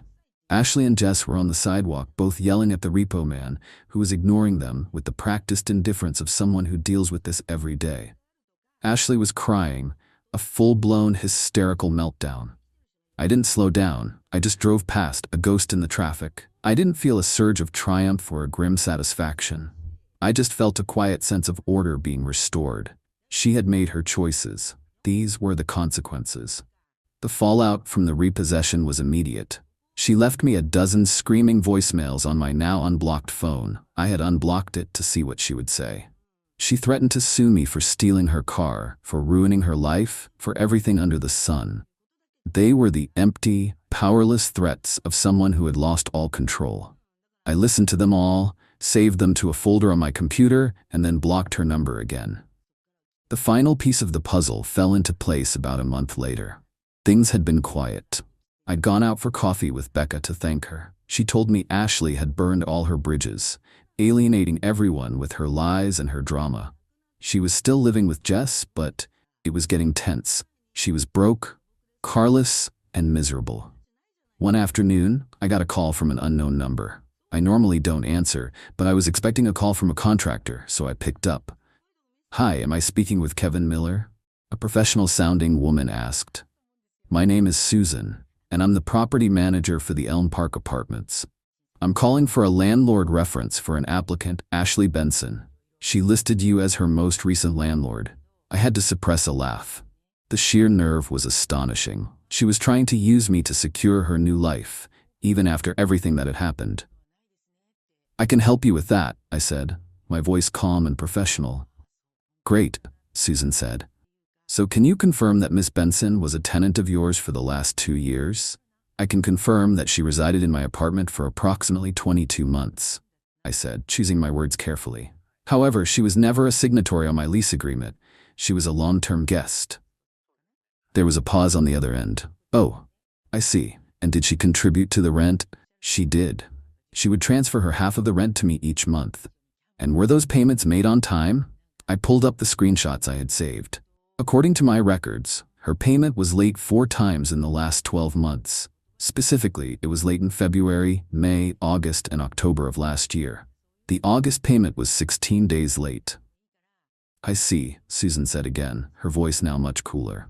"And just one final question. Based on your experience, would you rent to Miss Benson again in the future?" I paused for a beat, letting the silence hang in the air. "No comment," I said. "Right," she said. "Well, that's all the information I need. Thank you for your time, Mr. Miller." She hung up.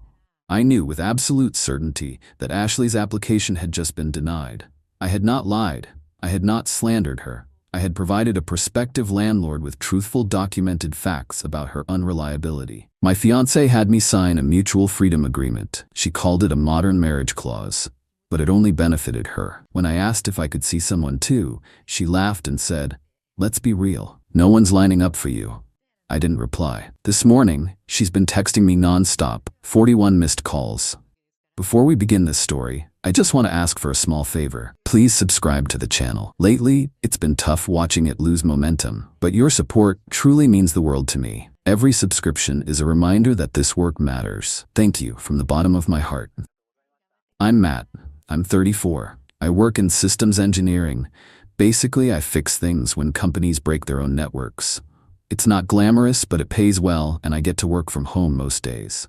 Skylar, my fiancée, is 32. She's a dental office manager. Been at the same place for 5 years, runs the front desk, knows everyone in town who's ever needed a crown or a cleaning. She's social, organized, good at dealing with people, and way better than me at remembering birthdays. We've been together 3 years, engaged for 7 months.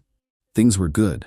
We had our routines. Saturday mornings were grocery runs and errands. Sunday nights were takeout and a movie. We talked about buying a place together, maybe getting a dog after the wedding. We weren't perfect, but we were solid. So when she handed me a folder one night after dinner, I didn't think much of it. "I've been reading about this kind of thing online," she said.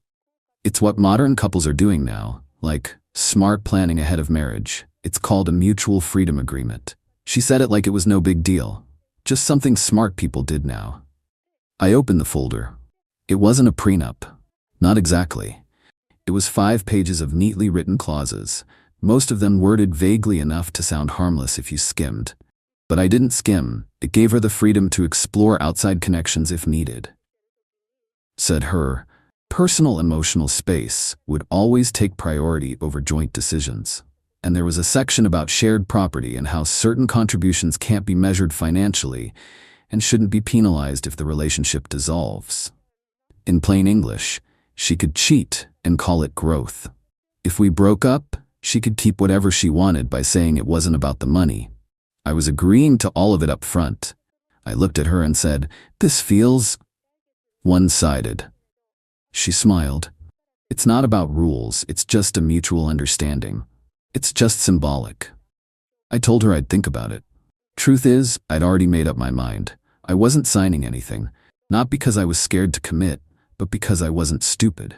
You don't hand your partner a paper like that unless you're planning something and don't want to deal with the fallout. After that night, things started to shift. She stopped asking me about my day. She started staying late at work, said the office was short-handed. She made more solo plans with friends. Came home late, sometimes didn't answer texts until hours later. When I asked if everything was okay, she'd say, "You're being weird. I'm just tired." Then one night we were watching TV and I asked, casually, "If this agreement is really mutual, that means I could see other people too, right?" She didn't even hesitate.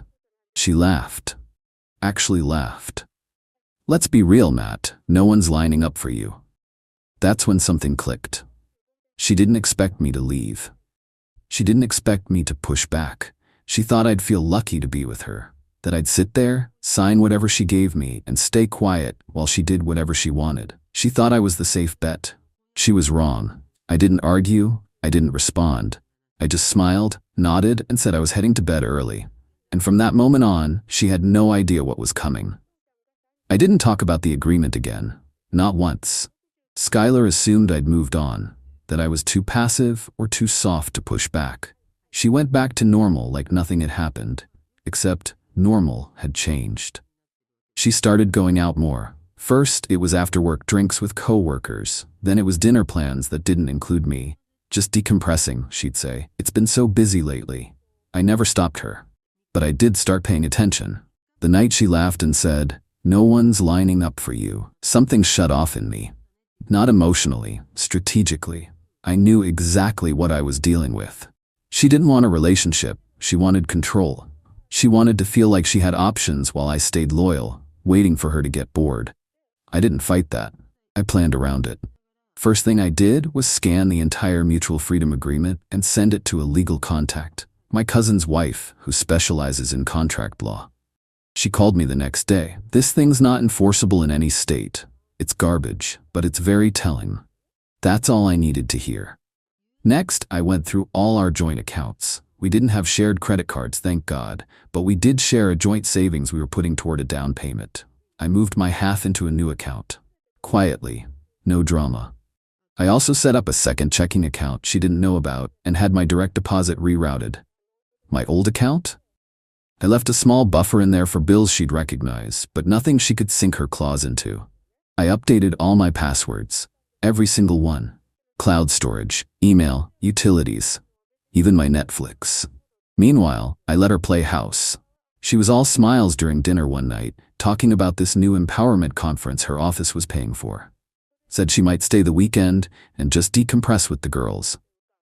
She said it like it was nothing, like I wasn't even part of the conversation. So I asked a single question, as casually as I could, "Where are you staying?" She blinked. "Why?" "Just curious," I said. "Need to know if I'm on dog walking duty that weekend." "We don't have a dog."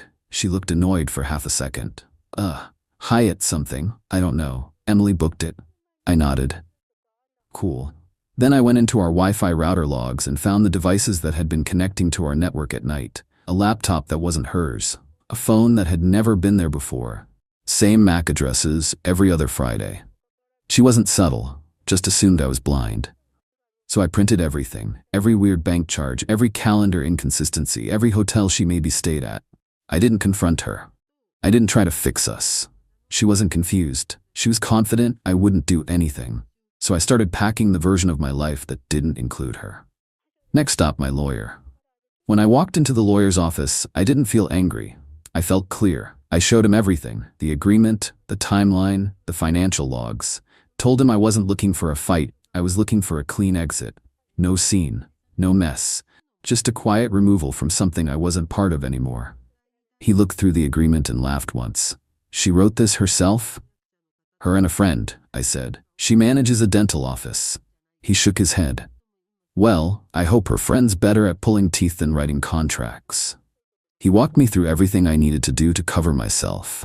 Legally, financially, logistically. He helped me draw up a short, clean document that voided any informal agreements, confirmed the separation of finances, and officially ended our joint savings account. He also helped me add language making it clear that any attempt to frame this as a mutual decision would be disputed, with receipts. I didn't plan on using it, but I kept it ready. The week after that, I moved fast. I applied for a new apartment, just a one-bedroom on the other side of town, quiet building, short lease, paid the deposit in cash. I had my work laptop, some clothes, and a digital copy of everything that mattered. Everything else, she could keep. Then I started pulling away, not physically, just emotionally. I stopped asking where she was going, stopped checking in, stopped reminding her to bring home groceries. When she'd make sarcastic little comments about how I was always so chill or how I probably didn't notice she'd been out, I just nodded. She was testing me, trying to provoke something. I gave her nothing. That Friday, she said she was staying over at Emily's after game night. I told her, "Cool, have fun." She didn't know I'd already scheduled movers for Sunday morning. Didn't know I'd already filed a notarized notice of address change. Didn't know the key she left under the flower pot wouldn't work anymore by Monday. On Saturday, she left her laptop open while she went to shower. A text popped up. "You still good for Sunday night?" "Same hotel?" I screenshotted it, sent it to my new email. That was the last thing I ever needed from her device. That night, while she was sleeping, I left the folder on her nightstand. It had 3 things. The unsigned mutual freedom agreement, with a sticky note that said, "I thought about it." A certified letter voiding any informal contracts or shared assets. A printed receipt showing my portion of our savings transferred to a new account in my name only. I didn't write a goodbye letter. I didn't leave a tea, I just left. I moved out on a Sunday. She thought I was at the gym. She'd left around noon, said she was grabbing lunch with Emily. I waited until her car turned the corner, then brought the movers in. Didn't take much. I packed 1 suitcase of clothes, my tools, my work gear, and a few framed photos I actually cared about.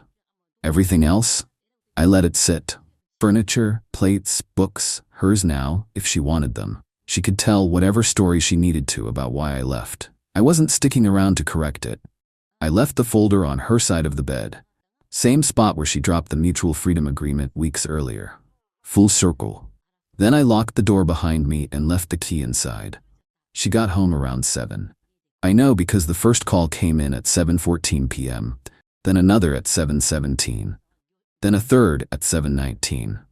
By the time I turned my phone off at 10 p.m., I had 22 missed calls and 14 texts. I didn't read them. I poured a glass of whiskey, sat on the floor of my new apartment, and listened to nothing. No pacing footsteps, no passive-aggressive sighs, no long silences waiting for me to ask, "What's wrong?" Just quiet. When I woke up the next morning, I had 41 missed calls. And the texts, "Where are you? This isn't funny. You didn't even talk to me. You're being so immature right now. Matt, seriously, come home. We need to talk. What even is this? I trusted you." That one made me laugh. She trusted me.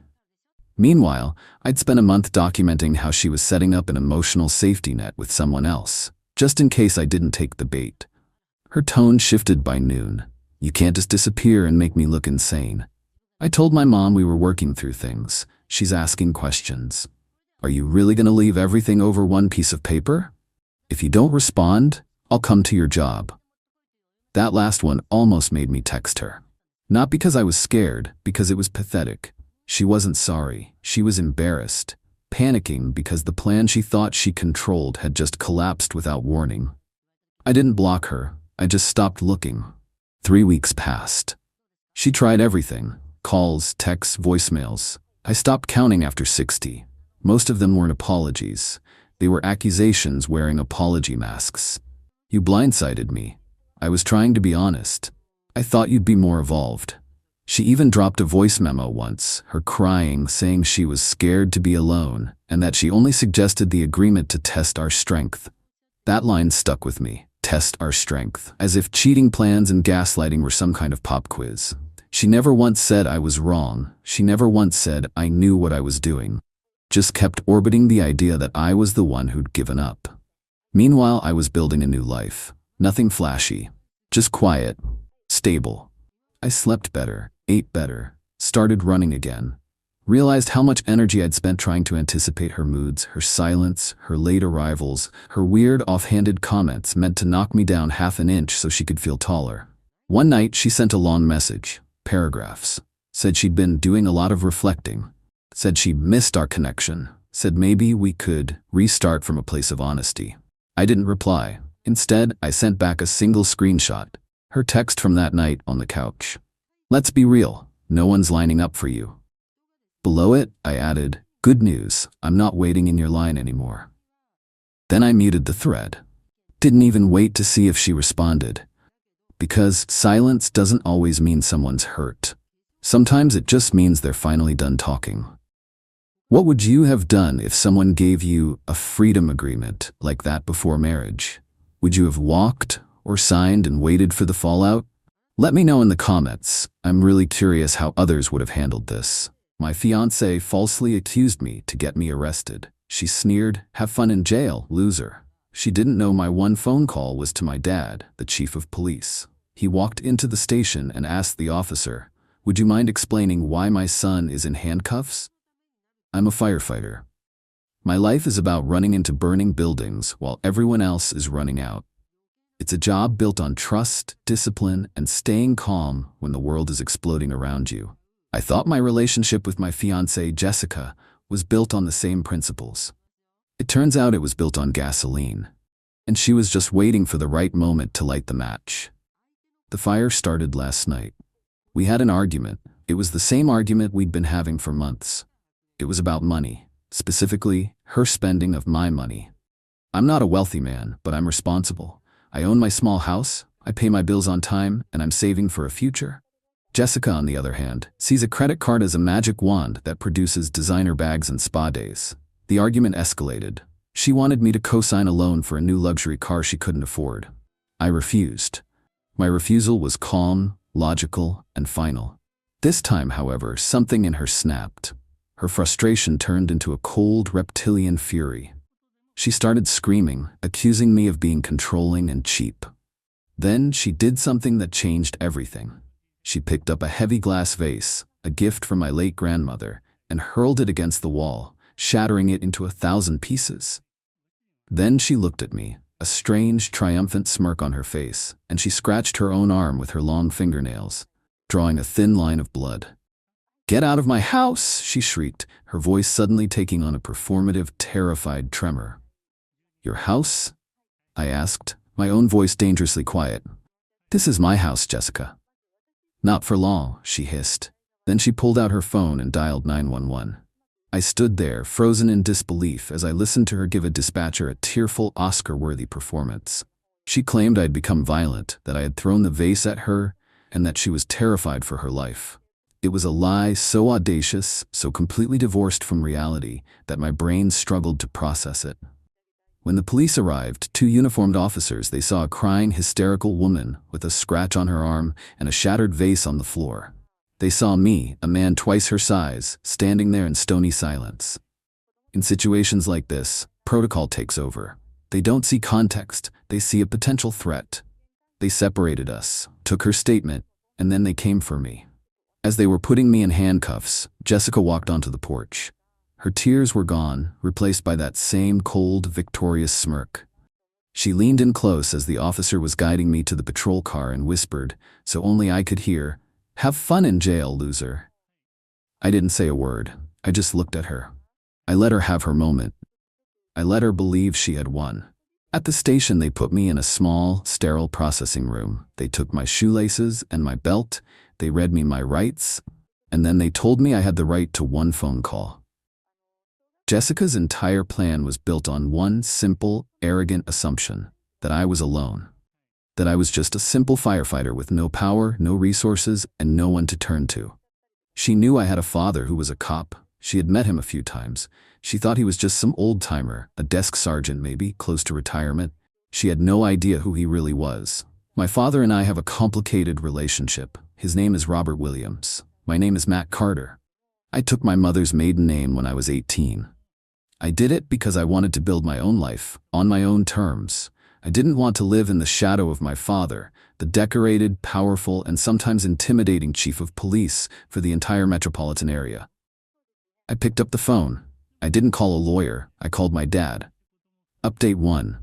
The hour I spent in that holding cell felt like a lifetime.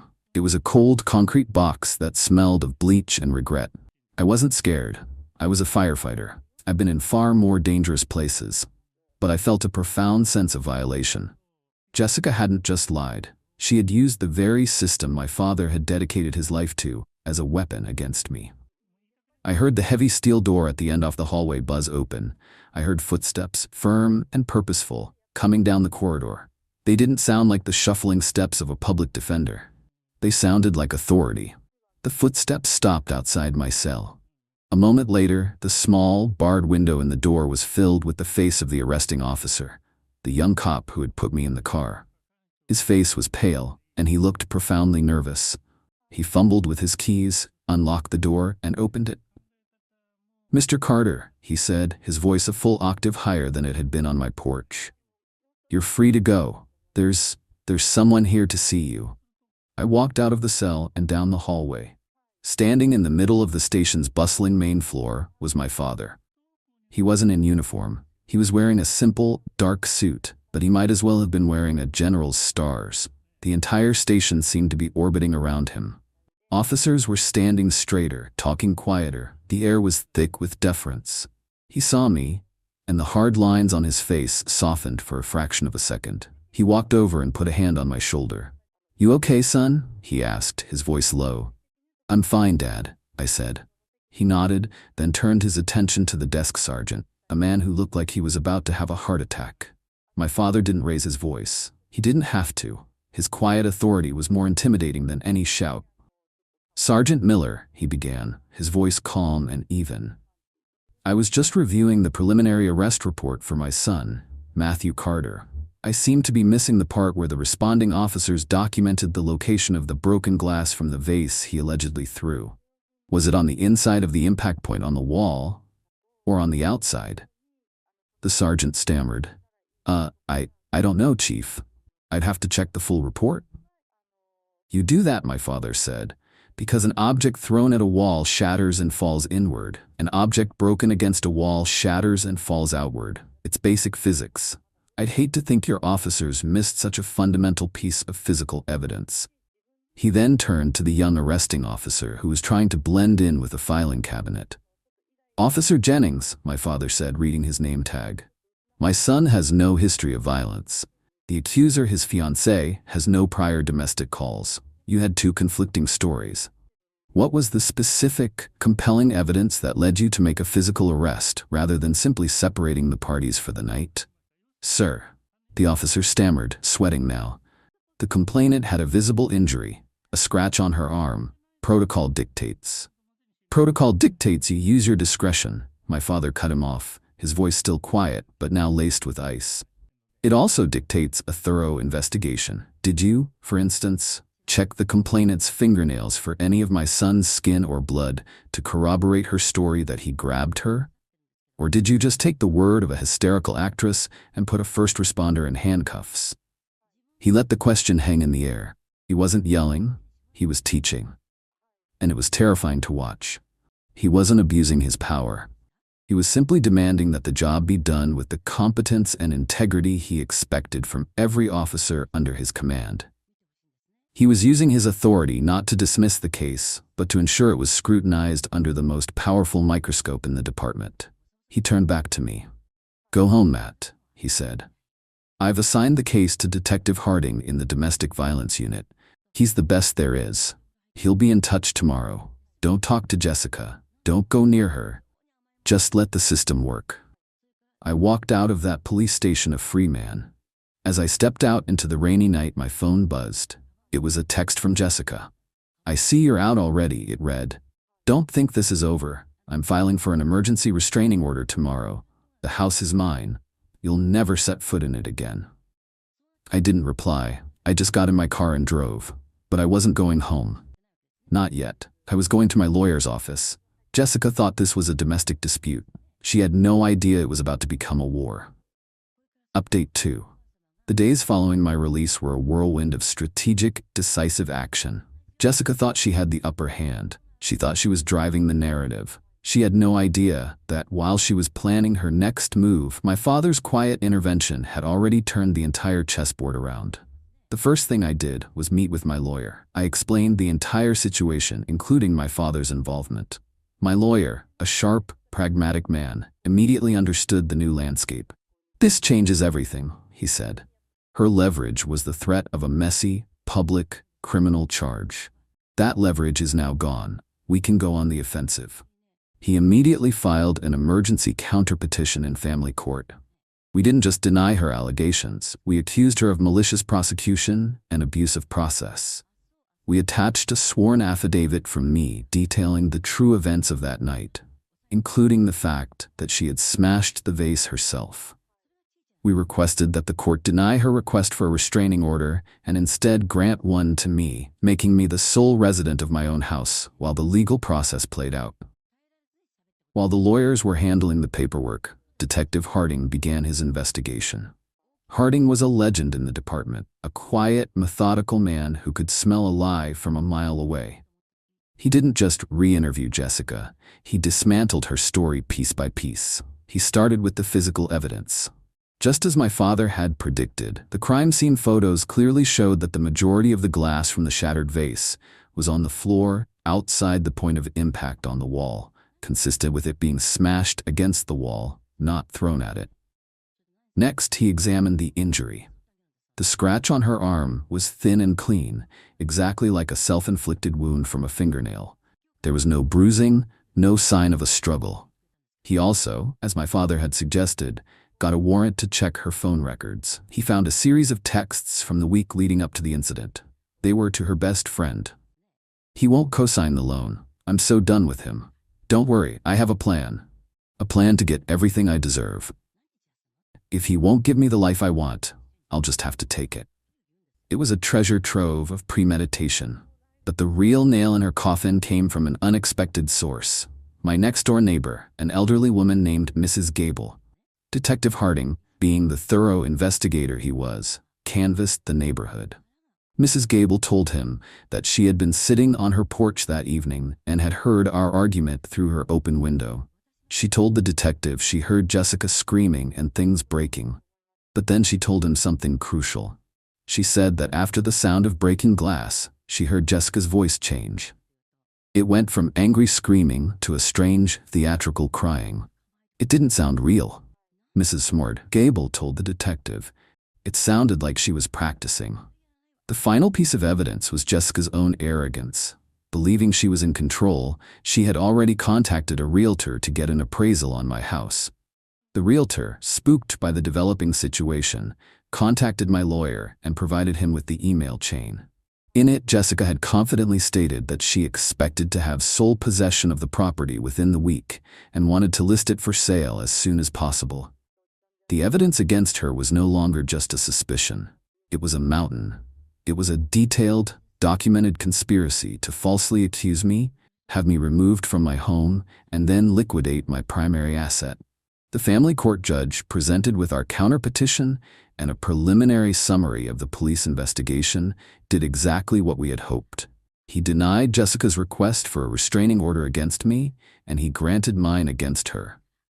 She was legally barred from coming within 500 feet of me or my home. The day that order was served was the day she realized she had lost.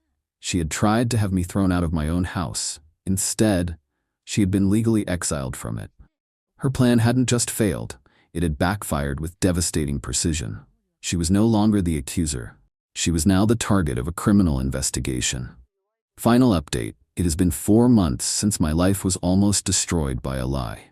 Today, that chapter is officially and brutally closed. The legal system, when properly motivated, can be a thing of terrifying efficiency.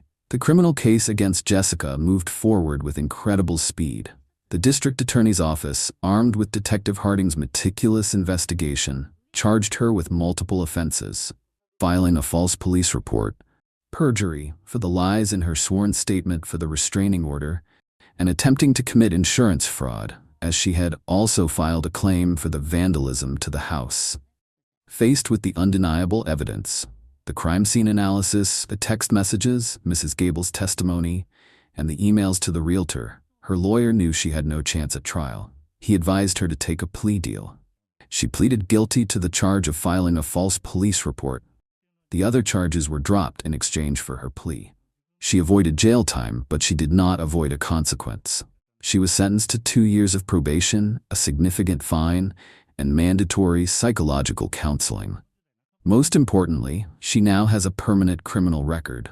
Her attempt to brand me as an abuser ended with her being branded a criminal. The civil proceedings were even more satisfying. Our engagement was, of course, over. I kept the ring, as it was a conditional gift, and the condition of marriage was broken by her malicious actions. I sold it and used the money to pay for my legal fees. But my lawyer wasn't done. We filed a civil suit against her for malicious prosecution, defamation, and emotional distress. We sued her for the cost of the vase she destroyed. We sued her for everything. Her lawyer tried to fight it, but it was hopeless. Her guilty plea in the criminal case made her civil liability undeniable. We settled out of court. She was forced to sign over a significant portion of her own savings to me as damages. The settlement also included a legally binding, permanent non-disclosure agreement. She is forbidden from ever speaking or writing about me, publicly or privately, for the rest of her life. If she violates it, the financial penalties are catastrophic. I have legally erased myself from her past, present, and future. The last I heard, Jessica's life is in ruins. Her criminal record has made it difficult for her to find a good job. Her friends, horrified by what she did, have abandoned her. She is broke, disgraced, and alone. She tried to take my house, and in the end, she lost everything. As for me, I am healing. The experience has left its scars, but it has also forged something new. My relationship with my father has been completely transformed. The 5 years of stupid, prideful silence between us are gone, burned away by the fire of this crisis. We talk every week now. We go to baseball games. He comes over for dinner. He's my dad again. Jessica's plan was built on the belief that I was weak and alone. She was wrong on both counts. My quiet nature is not weakness. It is the discipline of a man who knows when to act and when to wait. And I was never alone. I had family, a hidden ace she never saw coming. She sneered and told me to have fun in jail. But I'm the one who is free. Free from her lies, and free to build a new life on a foundation of truth. And she is the one who is now living in a prison of her own making.